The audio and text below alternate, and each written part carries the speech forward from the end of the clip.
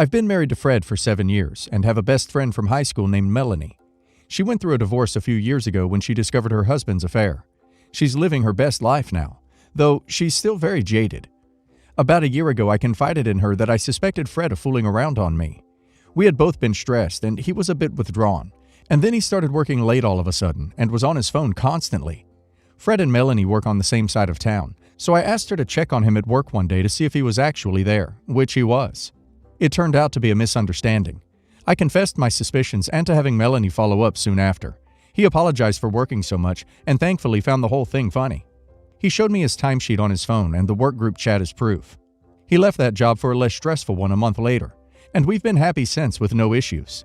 However, Melanie won't let it go. She's convinced he's cheating, and we just didn't catch him. She's made some odd comments and towed the line a few times since then. For example, over Christmas, her and her daughter spent a night with us.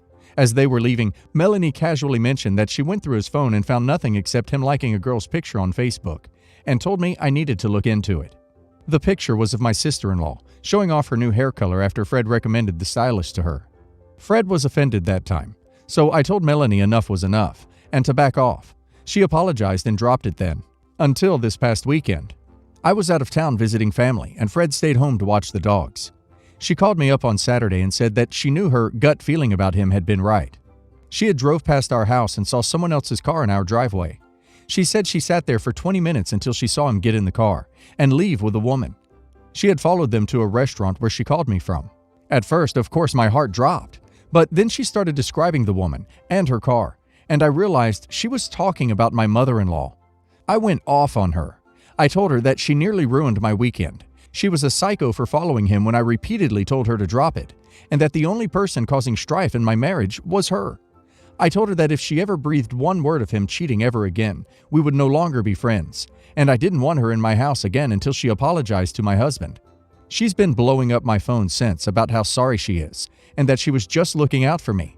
I haven't responded yet. Fred was really shocked and hurt when I got home and told him what happened.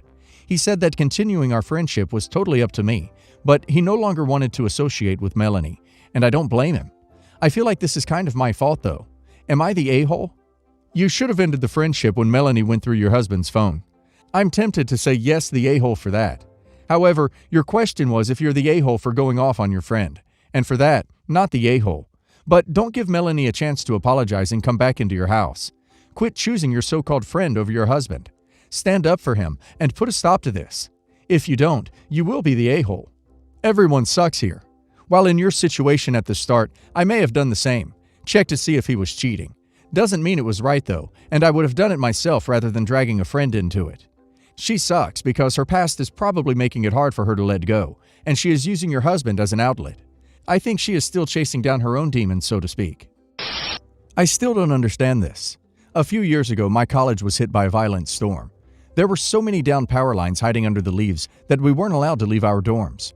Many of us had no heat or power, and several smaller dorms had to be evacuated. One for the whole semester. Maintenance, Con Ed, etc. were all working around the clock, and it still took days to fix everything. Since we had some time off from classes, my boyfriend's best friend invited us to his girlfriend's dorm for a couple's night. I had never met his girlfriend before, but I'd heard bad things. She lived in my old dorm, which was a converted apartment building with a few hundred students living inside. Each apartment had a full kitchen, complete with a gas stove. Girlfriend's apartment was at the end of the hall, and when my boyfriend and I were 10 feet away, we were hit by an awful smell. We hoped it wasn't coming from her place, but when she let us in, it got so much worse. She apologized for the smell, said it started after the storm, and that she'd opened the window to try to get some fresh air. The four of us were making small talk by the kitchen, because that's where the window was, when her roommate came back and started complaining about the smell. She said she was going to light some candles, and then it hit me. I asked if they'd check their pilot light, and they had no idea what that was. I checked it, and sure enough, it was out, and had been for long enough to stink up the 3-bedroom apartment and the hallway. I told girlfriend we had to call maintenance and that this was a serious issue. She said that there's no way I could know the pilot light was out because I didn't have any repair training, that I would be wasting maintenance's time, and that I should just relight it if I was so sure. It had been leaking for hours, so of course I wasn't going to do that. She then argued that it was fine because she didn't even use the oven, so it could wait for a couple of days while maintenance fixed the storm damage. She refused to call maintenance over what she called a little smell, and said I was acting like I was entitled to their time when they had better things to do than baby my sensibilities. She said if it was such a big deal, we could go to her boyfriend's dorm upstairs or just light some scented candles. No! It started as me judging her for a smell she couldn't control, then about her not wanting to bother anyone, then became me treating maintenance like servants, which she would never do. I explained over and over that this was far bigger than my comfort, what a gas leak was, and that emergencies like these are exactly why there's a 24/7 maintenance line. Both my boyfriend and hers backed her up and told me to let it go because I was spoiling the night. I ended up calling maintenance myself, with her yelling apologies into my ear. I literally had to open her apartment door to get the number because she refused to tell it to me. Maintenance was there in less than 5 minutes. Girlfriend apologized to him repeatedly. I kid you not, near tears and shooting me nasty looks. She told him over and over that it was my problem, that she didn't mind the smell, and that she was sorry for wasting his time over something so small, but some people just wouldn't let it go. He laughed, then realized she was serious, and stared at her like she was stupid. He told her she should have called sooner because he could smell it from the elevator and reiterated that it was incredibly dangerous to ignore a gas leak. If it hadn't caused a fire, she and her roommates could have suffocated or gotten sick from the gas. It took him under 2 minutes to shut off the gas. All in all, it took 10 minutes of his day and saved the building. It turned out there was something wrong with the pipes in the building, and he'd spent half the night turning off people's ovens. Girlfriend spent the rest of the night complaining about how obnoxious I'd been, saying she could tell how annoyed the guy was. The rest of the night, she repeatedly complained about how entitled it was of me to call him in, to do his job, to stop a gas leak, and keep the building from exploding, which he was already in the building to do. Later, my boyfriend chewed me out for always needing to be right and alienating her as a friend. Turns out, he also didn't know what a pilot light was. Somehow, we did end up becoming friends later that year, and she brought up the gas leak all the damn time. Whether I didn't want cheese on something, I'm lactose intolerant, or vented about a coworker, she threw the gas leak in my face as an example of me getting upset because I couldn't have something my own way. At one point, she literally said, maybe I liked it that way. She refused to understand that she was putting her life and the lives of others at risk, and it was literally the maintenance worker's job to fix it. None of us knew how to turn off the gas, and we could have ended up causing a bigger problem by trying. Every time we hung out with a new person, she would tell them this story to show how demanding and out of touch I was with the working man. Yeah, my school had a lot of communists. Really, they were rich, and I'm talking stupid rich kids who liked to pretend they were communists because they cut Gucci tags out of their shirts. Yes, that's a real story. Or pushed printers out of windows because they didn't want to store them or carry them downstairs to donate. Yes, that is also a real story. Some of them gave her the same look as the maintenance guy, but others looked at me with literal disgust. Even when I explained how dangerous gas leaks are, even when other people backed me up, even when she Googled it, girlfriend still complained that I had inserted myself into her business, mocked how she kept her home, and wasted maintenance's time. Yep, I prevented an explosion in a building that housed about 500 people, yet I'm the bad guy for complaining about a smell. Obviously, we're not still friends. Amazing when smug, ignorant people like girlfriend don't realize what idiots they are. I'm a boater and have seen more than one boat destroyed by a gas leak. They add that scent to warn you. You may not in the end save her life, but you saved so many others. Was she gaslighting you? My mother liked to collect art during her lifetime. Most of it was not extremely valuable, $5,000 or less. However, her prized possession was a pair of man-woman glass statues that ended up being appraised at $80,000 for the pair. My mother left me the man and my sister the woman statue. My sister wanted to auction the pair and split the amount we make. However, I really loved these statues and didn't want to sell them. After much arguing, I refused to sell and my sister decided to sell the woman statue. Because the works are meant to be a pair, the sold woman statue was appraised at $9,000.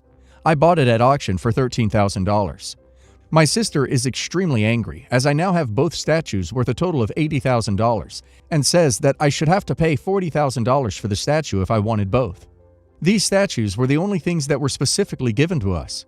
The rest of her estate was just to be divided evenly between me and my sister.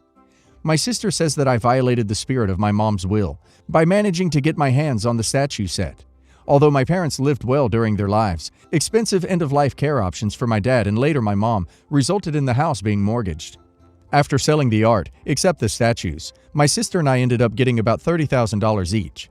If you take the statues into account, She ended up getting $43,000, and I ended up getting $27,000 and a set of statues worth $80,000. So I did end up with the lion's share of the inheritance. But I say that it was divided evenly, and the purchase of the woman's statue was done completely apart from our inheritance. Am I the a-hole? Not the a-hole. Your sister is butthurt that you have the valuables and feels entitled to more than the $13K. For duck's sake, so much money. She got for the glass. You're just keeping them to look at. Joke's on her.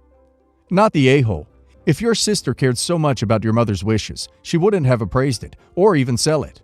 She's upset because you got the better end of it. Your sister's being the greedy one. Not the a-hole. Your sister wanted to sell, you didn't. This was your mother's prized possession, yet you're the one going against your mother when she's willing to sell to a rando for a cut price. If your mother wanted them to be sold, then she wouldn't have given you one each, knowing that would drastically decrease their value. Forgive me if I'm wrong, but it sounds like you were both meant to keep them to remember her by. My 45 male, ex-wife, 40 bi female, asked me to consider reducing her child support payment because the price of gas and rent have skyrocketed. She's pissed that I replied asking her if she'd have done it if I was the one asking. We both know the answer is no. If it's an actual problem, as in threatens her ability to see our kids, 9 male, 11 female, I'll do what's best for our kids. It's just that she's always been spendy, and I'm doubting she's even thought about cutting back somewhere else. I make 2 times what she does, so she knows I could cut her a break. I should point out that our split wasn't easy, but these days we get along well and easily co-parent. I don't look for ways to marginalize her as a parent. We look for ways to make it work. Our kids wish their mom was around a little bit more, but they are in constant contact with their mom and are thriving. A bit of backstory, but try not to lose focus. My ex is bi, and while we were married, I was fine with her indulging that part of her life. Sometimes it was a bit crazy, but it worked for us. There was just one major rule: no other men. Of course, hard to believe, but she met a woman she couldn't be without, and she had a husband who insisted on being involved. My ex tried to give her up, but couldn't. So I set about ending our marriage and untangling our lives. Carefully, we have kids. My ex moved in with the new girlfriend and her husband. They live about a half hour past her work, about 1.5 hours away from me. Fortunately, we both agreed that our kids spending time in her new arrangement is not acceptable. So she got an apartment 5 minutes from my house that she uses only when our kids are with her. When we started, we tried to make 50-50 work, mostly for her self-esteem, but she couldn't pull it off. We've settled on whenever she can, which works out to be about 6 or 8 days a month. Her gripe is she's paying for this apartment that she barely uses, and the rent has gone up at a ridiculous rate. Gas too, and her salary has been stagnant for the last 3 years. She points out that I own my own home and the pandemic has worked out for me. Career is actually better. And because I mostly work from home, I don't spend much on gas. I make more than 2 times what she does. I've remarried and my wife works, and I don't really need my ex's money. But I do think she has a responsibility. We have a court order and parenting plan. She pays child support in accordance with our state guidelines, and she pays her share in non-child support costs like medical co-pays and summer camp on a ratio of our incomes.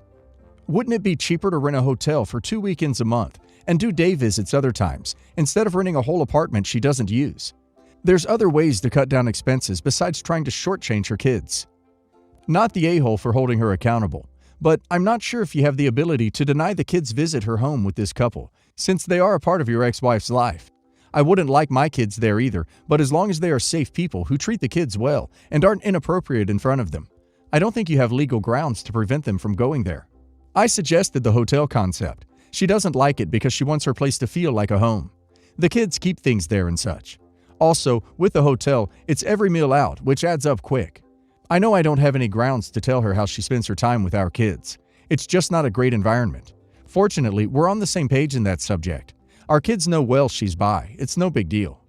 If she wants to lower her child support payment, she can go back to court and appeal to the judge. Unless she gets a court order to lower her payment, you should hold her to it. The court sure will, not the a-hole.